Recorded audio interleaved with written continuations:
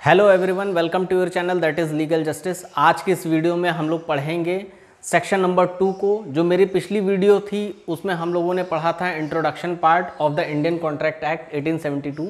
आज उसी को हम लोग कंटिन्यू करते हैं और सेक्शन नंबर 2 को पढ़ते हैं। Section number 2 is most important section in the Indian Contract Act 1872 और इस सेक्शन को हम लोग बहुत ही डीप पढ़ेंगे ताकि हमारा बेस जो है क्लियर रहे। ये सेक्शन फर्दर डिवाइड है sub section A to J। So without any wastage of time, let's get started.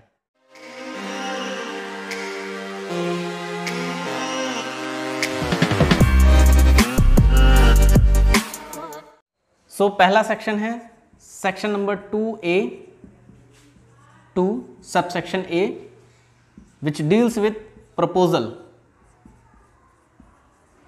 Proposal को हम लोग ऑफर भी कहते हैं। ऑफर वर्ड एक सोशल वर्ड है, सामाजिक वर्ड है, समाज ने दिया है। इसकी कोई भी डेफिनेशन लॉ में नहीं है, लेकिन इस शब्द को बहुत से जजमेंट्स में बताया गया है इसकी मीनिंग। आगे हम लोग देखेंगे कि कौन से जजमेंट्स हैं जिनमें ऑफर को डिफाइन करा गया है और कौन से वैलिड ऑफर्स होते हैं, वो भी आगे वीडियो में हम लोग पढ़ेंगे। सो पहले प्रपोजल को बेयर एक्ट की भाषा को पढ़ने से पहले हम लोग एक जनरल टर्म में देखते हैं कि प्रपोजल को कहते क्या है। एक साधारण शब्द में प्रपोजल का मतलब क्या होता है। प्रपोजल का मतलब होता है जब आप अपनी किसी बात को किसी दूसरे व्यक्ति के सामने इस तरह से कहते हैं कि वो व्यक्ति आपकी बात पे रजामंदी दे दे। अब वो बात आप चाहे बोल करके कह रहे हो, चाहे लिख करके कह रहे हो, चाहे प्रिंटिंग वे में कह रहे हो, और चाहे आप कोई इशारे से कह रहे हो, या कोई ऐसा एक्ट, कोई ऐसा तरीके से आप कह दे रहे हैं जिससे उस व्यक्ति को पता चल जाए कि हाँ, आपने उस व्यक्ति के बात को सुन ली। ठीक है, एक एग्जांपल लेकर के देखा जाए तो ए एक व्यक्ति है, पार्टी नंबर 1,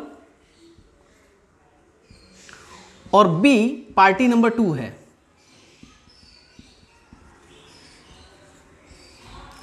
ए को कोई अपनी property which is x sell out करनी है, बेचनी है, और वो चाहता है कि इस सेल का प्रपोजल, अपने दिल की बात कि हमको अपनी प्रॉपर्टी बेचनी है, वो बी से कहे। तो ए एक लेटर के जरिए उसको भेजता है चिट्ठी कि बी को बताता है कि मैं अपनी प्रॉपर्टी एक सर्टेन अमाउंट पे बेचना चाहता हूं, जो कि एक सर्टेन प्लेस पे फिक्स्ड है। बी इस ऑफर को समझता है, सोचता है और इस ऑफर पे अपनी रजामंदी देता है। अब अगर ये रजामंदी इसको बता देता है कि हाँ, I am agree to purchase your property, कि हाँ, मैं एकदम सहमत हूँ आपकी प्रॉपर्टी लेने के लिए जो आपने अमाउंट बताया है, तो इस अमाउंट को अगर ये एक्सेप्ट कर लेता है then it will become a promise. अभी हम प्रॉमिस पे नहीं जाते हैं, अभी हम समझते हैं कि प्रपोजल किसे कहते हैं। तो proposal is according to the law of the Indian Contract Act, that is section 2 subsection A, which defines when one person signifies another person his willingness to do or to abstain from doing something with respect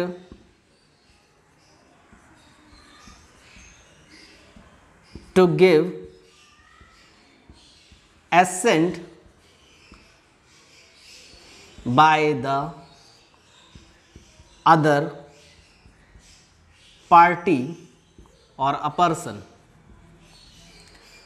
हम इस तरह से अपनी बात किसी दूसरे व्यक्ति के सामने व्यक्त करते हैं कि वो व्यक्ति उस मेरी बात पे अपनी रजामंदी दे, एसेंट दे। तब हम समझेंगे कि हमने अपना प्रपोजल या प्रस्तावना प्रस्तुत कर दिया है। तो नंबर ए आपको समझ में आ गया है कि सेक्शन नंबर 2 सबसेक्शन ए प्रपोजल कहता क्या है। अब आगे बढ़ते हैं। प्रपोजल और समझते हैं इसको ऑफर भी कहते हैं, जैसा कि हम लोगों ने पढ़ा। इसको एक एग्जांपल से और समझते हैं। ए अपने डिजायर या अपनी विलिंगनेस से बी को कोई बात बताता है। क्या बताता है? कि किसी काम को करने, किसी काम को ना करने या किसी काम को करने से रोकने के लिए।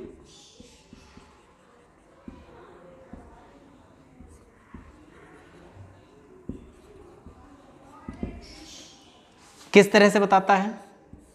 या तो एक्सप्रेस वे में बता दे रहा है या तो इम्प्लाइड वे में बता दे रहा है, यानी कि अभिव्यक्त करके या विवक्षित रूप में। इस तरह से बताता है कि वो इसकी बात पे, यानी कि बी ए की बात को एसेंट दे, उसको सुने, उसको समझे। ठीक, तब हम कहेंगे कि ए ने अपना प्रपोजल करा, यानी ए ने अपनी प्रस्तावना करी। ठीक है, जो व्यक्ति प्रपोजल करता है उसको हम कहते हैं प्रपोजर, और जिस व्यक्ति से प्रपोजल करा जा रहा है व्यक्ति को कहते हैं हम लोग प्रपोजी। ठीक है, इसी तरीके से अगर ए ने बी से कोई बात कही है, ए ने बी से कोई बात कही है और बी ने उसकी बात पर हामी भर दी है और उस बात को एक्सेप्ट कर लेता है, then the B's acceptance becomes a promise for the A। अगर B ने A की बात पर हामी भर दी और कहा कि ठीक है जो आप कह रहे हो वो मैं करूँगा, या फिर हाँ हम लेने के लिए तैयार हैं, या आप बेच रहे हो हम खरीदने के लिए तैयार हैं, तो अगर ये राज़ी हो जाता है, एसेंट दे देता है, राज़ी हो जाता है और इसके ऑफर को एक्सेप्ट कर लेता है, इसके प्रपोजल को एक्सेप्ट कर लेता है, then it will become a promise, ये वचन बन जाता है। तो section number 2 subsection B defines the meaning of promise as according to the Indian Contract Act 1872। कहता है जब प्रपोजल अगर एक्सेप्ट हो जाता है प्रपोजी से तो वो वचन बन जाता है। जब वचन बन जाता है तो इसका मतलब वो एक वैलिड एग्रीमेंट में तब्दील हो जाता है। It converts into a valid agreement. अब जो व्यक्ति प्रॉमिस दिलाता है उसको हम कह देते हैं promisor as according to the section 2 subsection C of the Indian Contract Act. और जो व्यक्ति प्रॉमिस कर रहा है वो व्यक्ति कहलाता है प्रॉमिसी।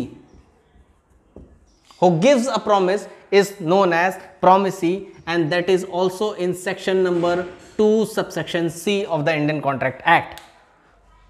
तो आई थिंक ये आप लोग समझ चुके होंगे कि प्रपोजल किसे कहते हैं। अब प्रपोजल करने के लिए कुछ जजमेंट्स दिए गए हैं केसेस के द्वारा, और क्या वैलिड प्रपोजल होता है उन जजमेंट्स में बताया गया है।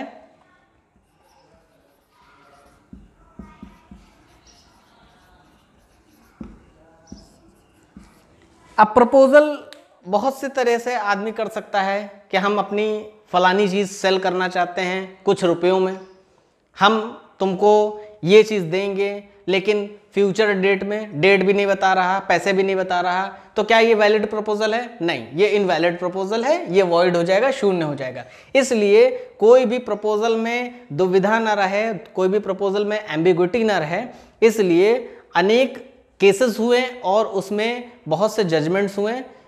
उन जजमेंट्स में कुछ रूल्स निकले जो कि 10 रूल्स हैं, टॉप 10 रूल्स हैं रूल्स फॉर वैलिड प्रपोजल्स, या आप कह सकते हैं वैलिड ऑफर्स।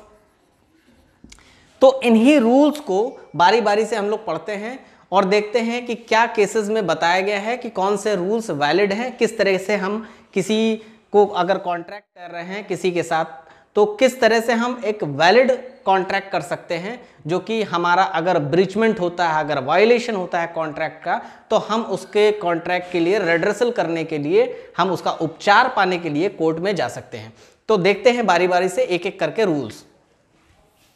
रूल नंबर 1 कहता है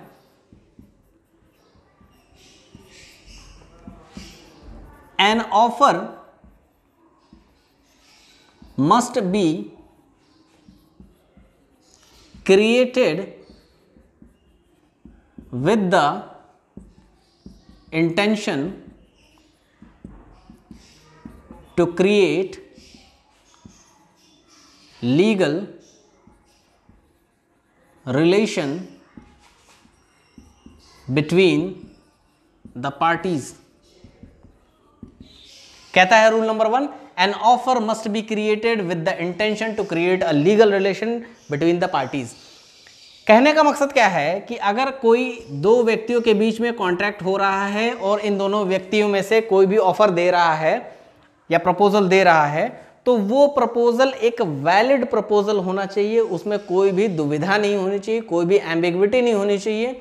इन दोनों के बीच में कोई रिलेशन होना चाहिए, ये नहीं कि कोई अजनबी इंसान है और उस अजनबी इंसान से आपने कह दिया कि भैया हमको प्रपोजल करना है, हमको ये अपनी प्रॉपर्टी बेचनी है, वो ये इंसान ना तुमको जानता है ना तुम उसको जानते हो, तो that will B not a valid proposal.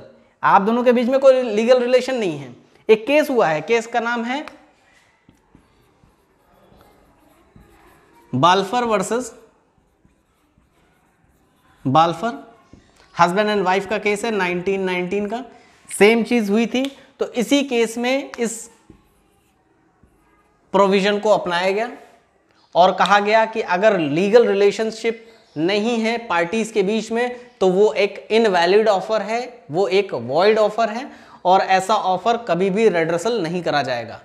तो रूल नंबर 1 ये कहता है। बढ़ते हैं अपने दूसरे रूल की तरफ, रूल नंबर 2। रूल नंबर 2 कहता है an offer may be express और implied। जैसा कि मैंने आपको बताया कि आप कोई प्रपोजल, कोई ऑफर या तो बोल करके, लिख करके, प्रिंटिंग वे में, फोटो में और अनाउंसमेंट में कर सकते हैं, that will consider as a express यानी कि अभिव्यक्त, और इम्प्लाइड यानी कि विवक्षित रूप में आप कोई एक्ट ऐसा कर देते हैं, कोई उसको सेंस में, इसके सेंस में आ जाता है, जो प्रपोजल कर रहा है उसके सेंस में आ जाता है कि हाँ आपने जो बात कही है उसने उस बात को समझा है और उस पर व्यंग करा है, उस पर अपनी बात कही है, अपनी एसेंट दी है। तो इससे अगर आपको समझ में आ जा रहा है तो that will be a implied यानी विवक्षित। तो रूल नंबर 3 की तरफ चलते हैं हम। Term of offer must be definite not vague. Term of offer must be definite not vague, इसका मतलब ये होता है कि अगर कोई व्यक्ति, कोई बंदा अपनी प्रॉपर्टी को बेच रहा है या उससे किसी दूसरे के साथ कॉन्ट्रैक्ट कर रहा है, तो जिस सब्जेक्ट मैटर के लिए कॉन्ट्रैक्ट कर रहा है, जो सब्जेक्ट मैटर, जैसे सब्जेक्ट मैटर मेरी प्रॉपर्टी है, हम प्रॉपर्टी को बेचना चाहते हैं, तो इस प्रॉपर्टी को वो सही तौर से बताए कि कितने रुपए की प्रॉपर्टी है, कितने स्क्वायर फीट में प्रॉपर्टी है। अगर प्रॉपर्टी इमूवेबल है तो वो बताए, मूवेबल है तो वो बताए। इन दोनों के बीच में कोई भी प्रकार की दुविधा नहीं होनी चाहिए। अगर कोई दुविधा हो रही है ऑफर में तो वैसे ऑफर वॉइड कहलाएंगे यानी शून्य कहलाएंगे। ये रूल नंबर 3 है, ठीक है।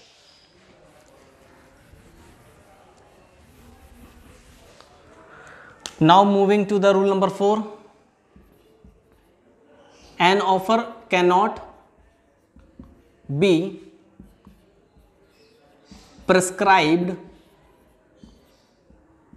silence as a mood of acceptance।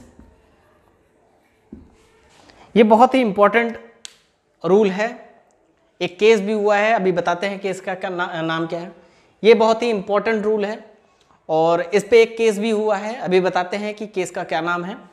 कहता क्या है रूल, कहता है an offer can not be prescribed silence as a mood of acceptance. यानी कि अगर आप किसी व्यक्ति से ऑफर दे रहे हैं तो उस व्यक्ति के अंदर जैसे प्रपोजल में लिखा हुआ है कि एसेंट देना जरूरी है, आपकी बात को सुनना जरूरी है, अगर आपकी बात को सुना, उस पर व्यंग नहीं कर रहा है, that will not a valid offer. तो कहता है कि अगर कोई व्यक्ति के सामने आप ऑफर कर रहे हैं और वो व्यक्ति साइलेंट है, कुछ बोल ही नहीं रहा है, तो that will consider as a invalid offer. अब आपके मन में समझ में आ रहा होगा कि इंप्लाइड में तो मैंने कहा था कि कोई एक्ट कर दे तो साइलेंस इज ऑल्सो एक्ट। नहीं, silence is not a act. Act का मतलब होता है समथिंग टू डू। वो साइलेंस में कुछ नहीं कर रहा है, वो तो साइलेंट है। एक डेड बॉडी से भी आप कह दीजिए कि कॉन्ट्रैक्ट कर ले, नहीं कर पाएगा। नॉन लिविंग से कहिए, नहीं कर पाएगा। तो silence is not a valid acceptance. Okay, तो एक केस है, केस का नाम है फेल्टहाउस वर्सेस बेंडले। बहुत ही अच्छा केस है, 1862 का अंकल नेफ्यू का केस है, चाचा भतीजे का केस है। इस केस में एक प्रॉपर्टी है जो कि नेफ्यू की होती है और वो अंकल फेल्टहाउस जो है इस प्रॉपर्टी को खरीदना चाहते हैं। बेंडले एक्चुअली में नेफ्यू का ऑक्शनर होता है, जो चीज़ों को ऑक्शन करता है, जो बोली लगवाता है। तो बेंडले नेफ्यू के साथ ऑक्शन में बिजी था इस प्रॉपर्टी को ऑक्शन करने के लिए। तभी फेल्टहाउस ने इस प्रॉपर्टी को खरीदने के लिए एक लेटर दिया नेफ्यू को कि मैं तुम्हारी प्रॉपर्टी को 1000 पाउंड में खरीदना चाहता हूं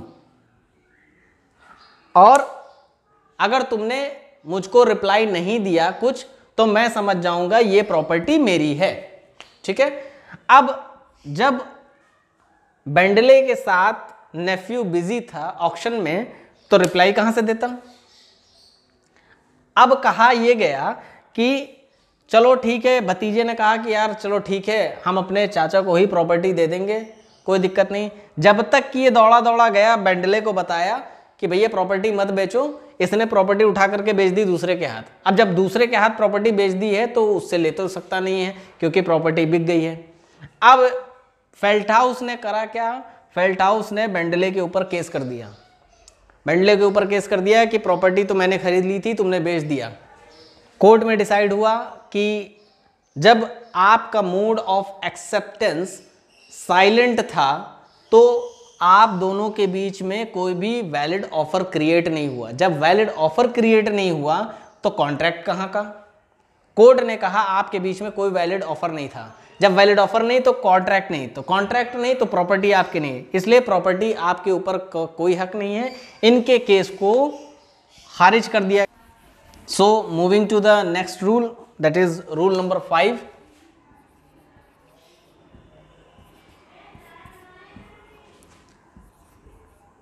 An offer must be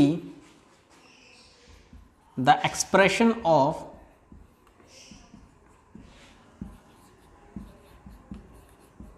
willingness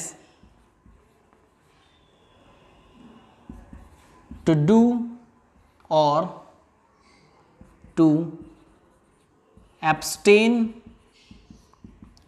from doing anything. सीधा सीधा मतलब बताता है कि कोई ऑफर अगर है तो उसकी डिजायरनेस, उस ऑफर में उसकी डिजायरनेस होनी जरूरी है। किस चीज की डिजायरनेस, किसी काम को करने या किसी काम को ना करने या किसी काम को करने से रोकने की डिजायरनेस, ये डिजायरनेस होनी जरूरी है, तभी एक वैलिड ऑफर होगा। Now moving to the next rule, that is rule number 6। Rule number 6 बहुत ही छोटा सा रूल है लेकिन बहुत ही इंपॉर्टेंट है। कहता है an offer must be accepted, offer must be accepted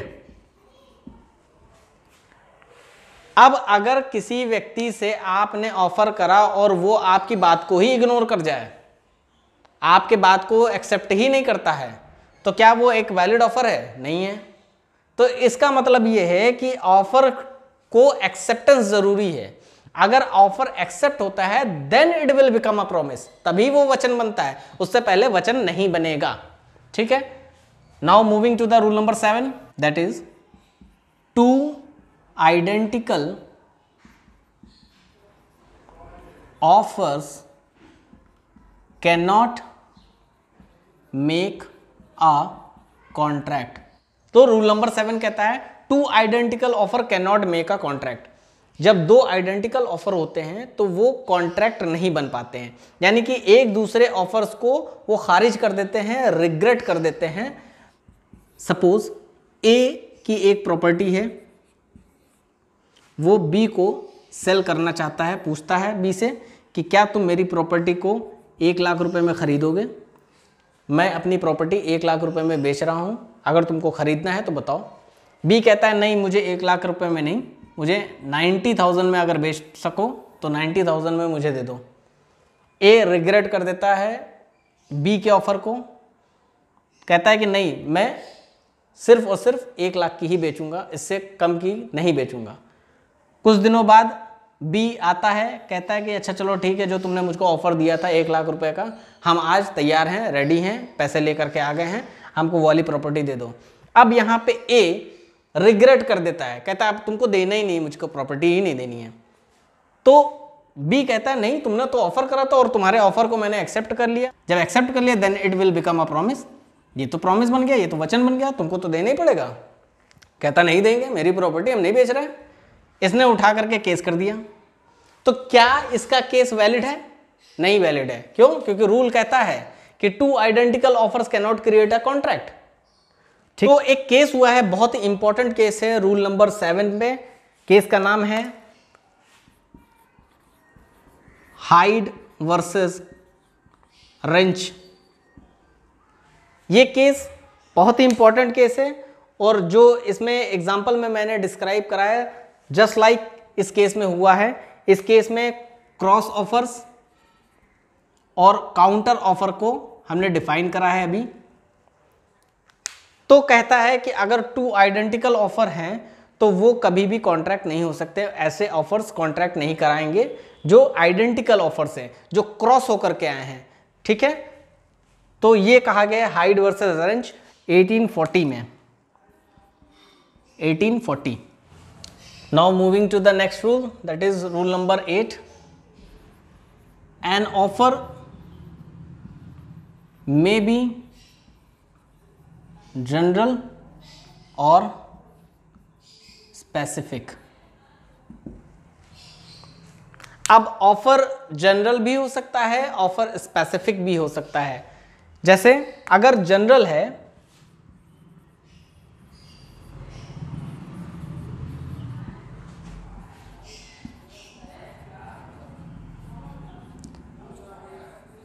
general offer है तो वो पब्लिक इन होल के लिए है, पूरे समाज के लिए है।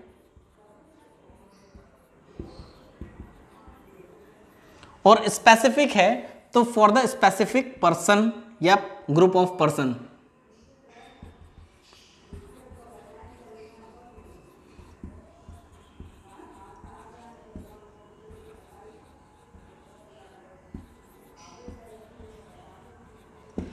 ठीक है। जनरल ऑफर, जैसे आपको मॉल्स वगैरह में ऑफर निकलते हैं, that will be a general offer.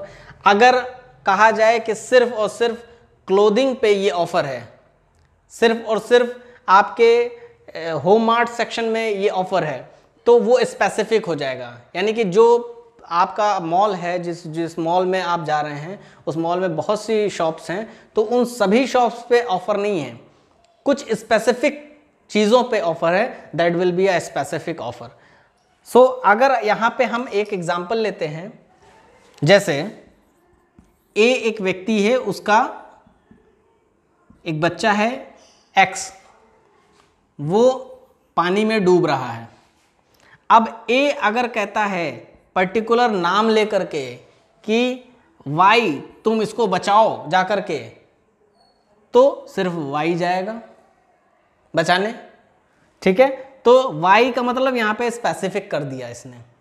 अब अगर कहता है कि कोई मेरे बच्चे को बचाए पानी में जा करके, तो यहाँ पर इसने करा जनरल ऑफर, सभी के लिए कर दिया कि जा करके बचा दो, तो ये सभी के लिए कर दिया, that is a general offer. एक इसमें केस हुआ है, केस बहुत ही इंपॉर्टेंट है, वीक्स वर्सेस टाइबर्ड 1604 में। इस केस में बताया गया है offer only for the specific, not for general in whole. कहता है कि ऑफर सिर्फ स्पेसिफिक पर्सन्स के लिए होता है, होल लोगों के लिए नहीं होता, जनरल नहीं होता है। लेकिन इस केस को ओवर रूल्ड करा गया है Carlill versus Carbolic Smoke Ball के केस में।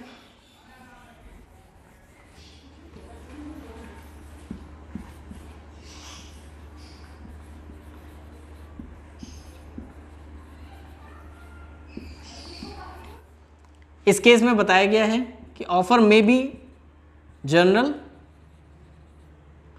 एंड मे बी स्पेसिफिक, ठीक है। So moving to our next rule, that is rule number 9। Rule number 9 बहुत ही इंपॉर्टेंट रूल है। कहता है offer is different from invitation to offer.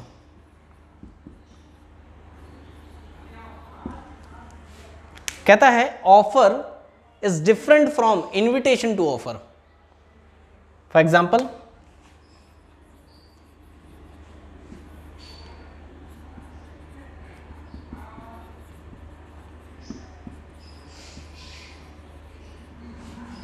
एक एग्जाम्पल लेंगे, आपको समझ में आ जाएगा। ऑफर शब्द आता है सर्टेन चीज के लिए, हमने जैसा कि बताया है आपको डेफिनाइट चीज के लिए कि जो चीज निश्चित है। इनविटेशन टू ऑफर, उसमें कुछ ना कुछ एम्बिग्विटी है, कुछ चीज अनसर्टेन है।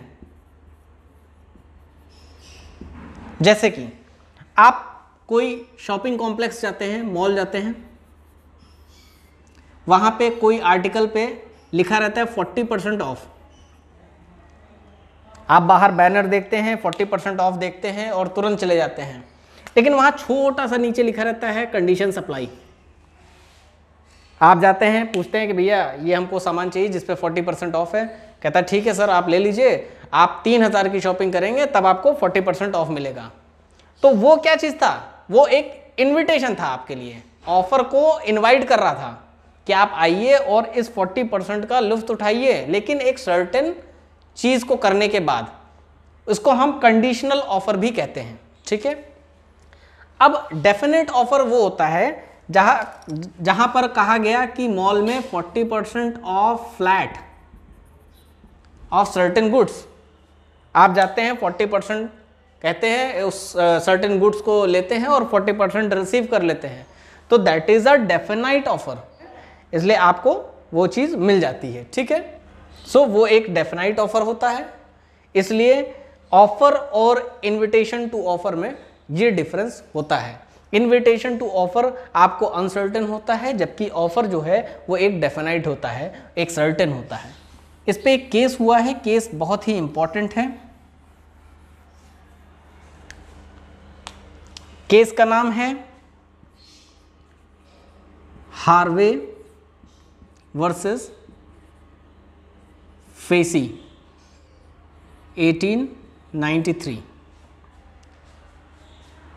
केस कुछ इस तरह से है कि फेसी की एक प्रॉपर्टी है which was situated in Jamaica. Jamaica एक आइलैंड है न्यूयॉर्क के पास, वहाँ पे उसकी एक प्रॉपर्टी सिचुएट है जो हार्वे खरीदना चाहता है।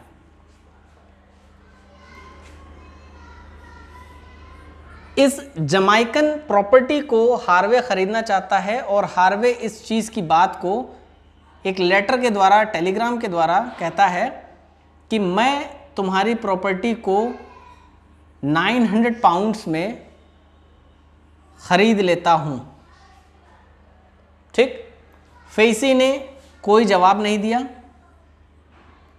और जब हार्वे जाता है और उस प्रॉपर्टी पे कब्जा करता है तो फेसी कहती है कि आप किस हक से इस पे कब्जा कर रहे हैं।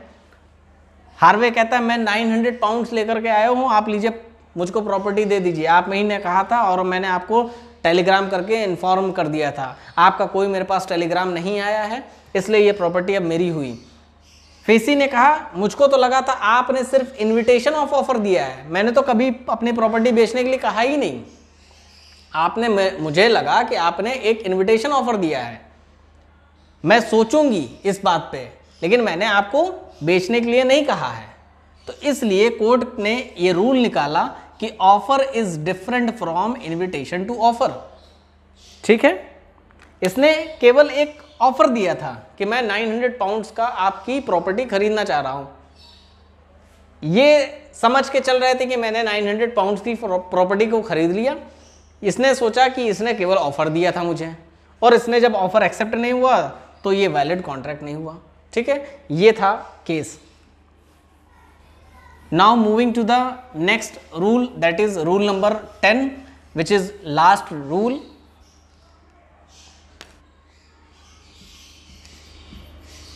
An offer must be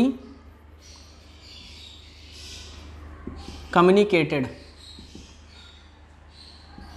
ये बात सेक्शन नंबर 4 में दी गई है of the Indian Contract act. कहता है an offer must be communicated. जब तक कि ऑफर आपका कम्युनिकेट नहीं होगा, जब तक कि ऑफर आपका उस व्यक्ति की नॉलेज में नहीं आएगा, तब तक कि वो वैलिड ऑफर नहीं होगा। जब तक कि ऑफर आपका, जिस व्यक्ति से आप ऑफर कर रहे हैं, जिस व्यक्ति के प्रति आप ऑफर कर रहे हैं, उस व्यक्ति के प्रति अगर आपकी बात उस व्यक्ति को नहीं समझ में आएगी, तब तक कि वो वैलिड ऑफर नहीं होगा। तो हम कह सकते हैं the communication of the offer is completed when it comes to the knowledge of the proposee. When it comes to the knowledge of the proposee, तो आपका ऑफर, आपका प्रपोजल इसके संदर्भ में कंप्लीट कहलाया जाएगा। ये सेक्शन नंबर 4 भी कहता है। ठीक है, इसमें एक केस हुआ है, केस बहुत ही इंपॉर्टेंट केस है। केस का नाम है लालमैन वर्सेस गौरी दत्त 1913 का। इस केस में जस्टिस बैनर्जी ने कहा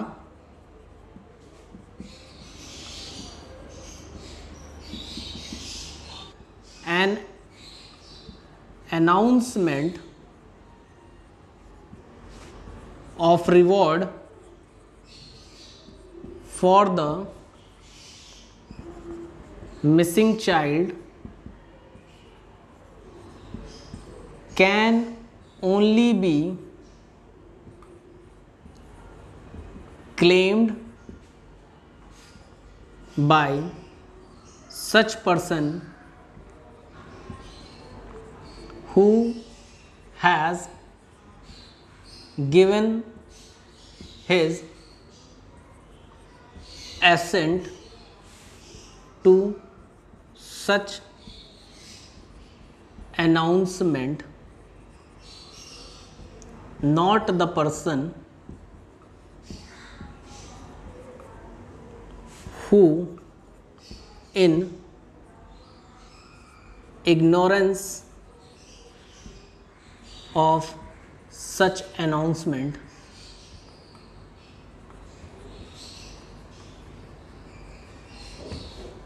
brings the child। ठीक है, तो रूल 10 कहता है कि अगर आपने कोई अनाउंसमेंट करी है, आपने कोई ऑफर करा है, तो उस ऑफर को उस जिस व्यक्ति के लिए कर रहे हैं, या तो जनरल कर रहे हैं तो या तो स्पेसिफिक कर रहे हैं, तो उस व्यक्ति को वो ऑफर सुनना चाहिए, समझना चाहिए, उसके नॉलेज में आना चाहिए, तभी वो एक वैलिड ऑफर। आज की वीडियो में इतना ही पढ़ते हैं। नेक्स्ट वीडियो में हम सेक्शन नंबर 4 के आगे को कवर करेंगे। आज हमने सेक्शन नंबर 2 को पूरा कवर कर लिया है। मेरी पिछली वीडियो में भी सेक्शन नंबर 2 को थोड़ा कवर करा गया था, थोड़ा मैंने आज कवर करा है। इसी तरीके से आप मेरे वीडियो को लाइक करिए, शेयर करिए और चैनल को सब्सक्राइब करना ना भूलें।